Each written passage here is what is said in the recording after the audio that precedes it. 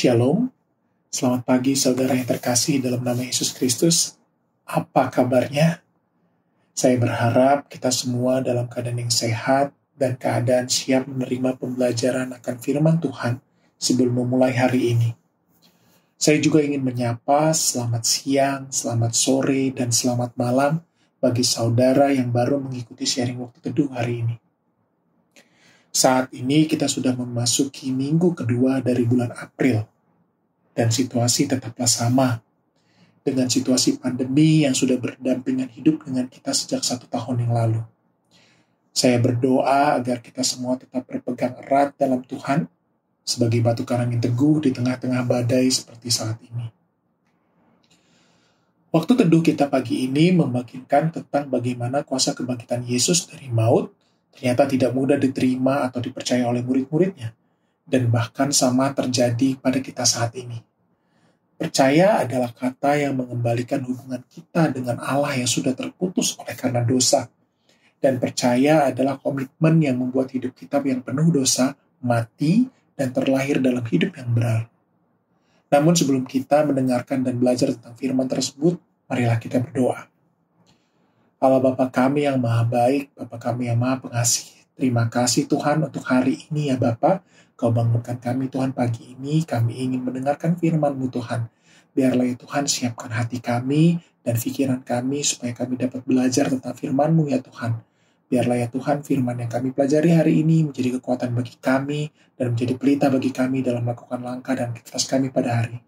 Terima kasih Yesus, berfirman ya Allah kami anak-Mu siap mendengar. Haleluya, amin.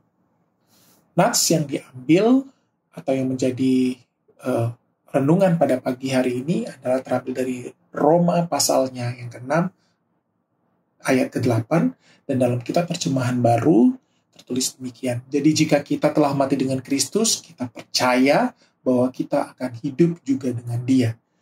Saya ulangi sekali lagi, Roma pasal 6 ayat yang ke-8 dalam kitab terjemahan baru tertulis demikian. Jadi jika kita telah mati dengan Kristus, kita percaya bahwa kita akan hidup juga dengan Dia. Kata percaya berulang-ulang kali ditulis dalam Alkitab, terlebih pada masa Paskah. Kata percaya menjadi primadona yang sering kita ucapkan dan kita beritakan kepada rekan-rekan seiman kita dalam bentuk ucapan atau salam. Menurut Kamus Besar Bahasa Indonesia, kata percaya mengandung arti adalah mengakui atau yakin bahwa sesuatu memang benar atau nyata. Arti lainnya yang tertulis dalam kamus yang sama adalah yakin benar atau memastikan akan kemampuan atau kelebihan seseorang atas sesuatu. Jika kita kembali kepada saat manusia jatuh dalam dosa, yaitu pada saat Adam dan Hawa, dapat terlihat bahwa permasalahan utama yang membuatnya terjatuh dalam dosa adalah ketidakpercayaan mereka, Adam dan Hawa, akan perkataan Allah mengenai buah pengetahuan yang ada di tengah-tengah Taman Eden. Jadi bukan hanya semata-mata tersulut oleh godaan si ular. Ada andil yang lebih besar dari Adam dan Hawa yang yakin bahwa ucapan si ular adalah logis, nyata, dan benar, seperti yang tertulis dalam Kamus Besar Bahasa Indonesia yang sebelumnya.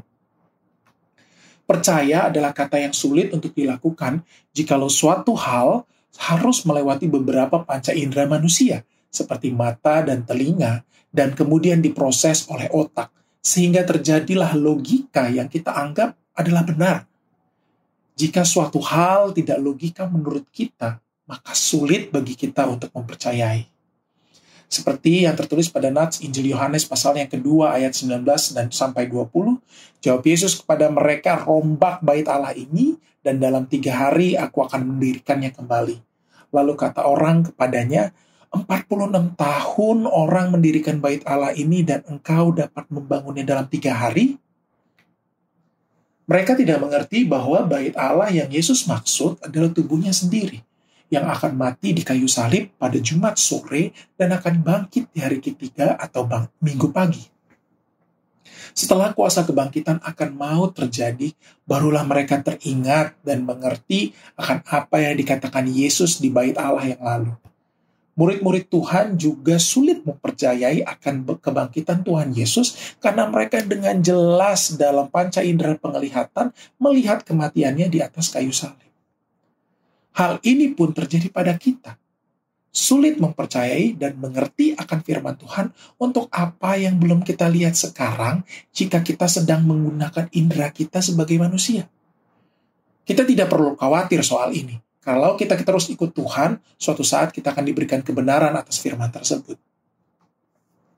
Rasul Paulus pada jemaat di Roma menjelaskan, jika kita telah mati dengan Kristus, kita percaya bahwa kita akan hidup juga dengan Dia.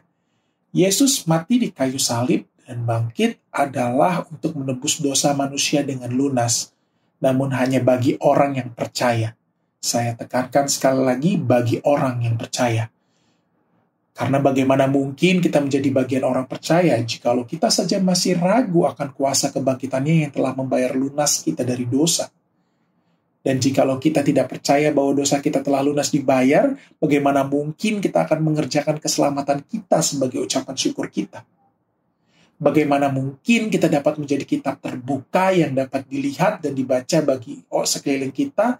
Apakah Yesus ada di dalam hidup kita jikalau kita tidak percaya akan kuasa kebangkitannya?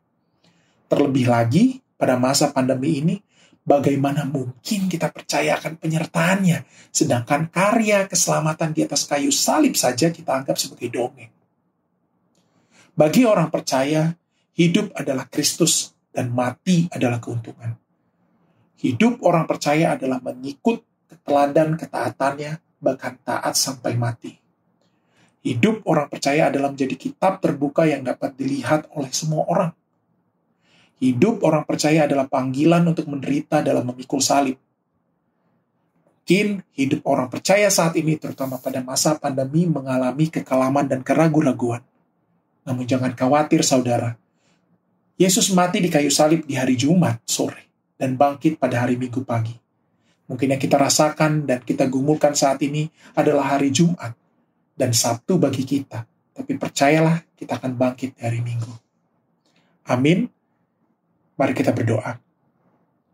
Terpujilah Engkau Tuhan, termulia Engkau Bapa untuk firman yang boleh kami rasakan dan kami pelajari hari ini Tuhan. Kami percaya Bapa bahwa kuasa kebangkitan-Mu Tuhan telah membayar kami lunas dari dosa, sehingga kami harus mengerjakan keselamatan kami, sehingga kami hidup adalah Kristus, mati adalah keuntungan. Bapa, biarlah firman ini Tuhan menjadi pita bagi kami untuk melanjutkan hari ini ya Bapa. Terima kasih Yesus, di dalam nama-Mu kami berucap syukur selalu. Haleluya. Amin. Selamat pagi jemaat, dan selamat beraktivitas.